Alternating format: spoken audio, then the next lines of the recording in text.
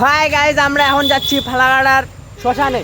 তো চলো তোমাদের দেখাই ফালাকাটার ভুটানি ঘাটের শ্মশান। তো চলো চলে আসো ভুটানি ঘাটের শ্মশান। অবশ্যই এখানে ফ্যাসিলিটি ভালো আছে, আপনারা আপনাদের দাদু দিদাকে পুরাতে পারবেন। অবশ্য সবার আসতেই হবে, এক না একদিন আসতেই হবে। তো আমরা এখানে এসেছি এই শ্মশানটার রিভিউ দিতে। আমরা আপনাদের বলবো কেমন শ্মশানটা, ফ্যাসিলিটি কেমন আছে, আপনাদের কেমন সুযোগ সুবিধা পাওয়া যাবে কিনা, আপনাদের বাড়ির কেউকে যদি করে হয় দাহ করতে হয়।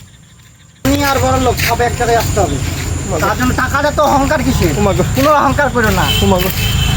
দিন শেষে আমরা সব একই চিতার মানুষ।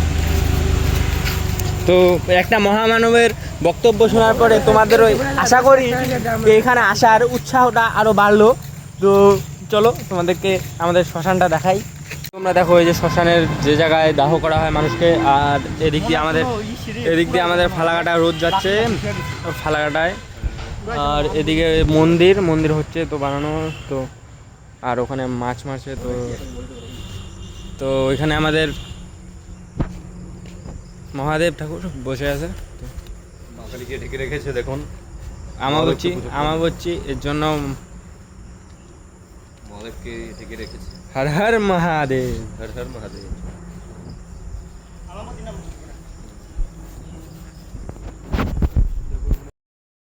তো তোমরা নেক্সট ব্লগে ফালাকাটার কোন জায়গাটা দেখবে তো কমেন্ট করে জানাও।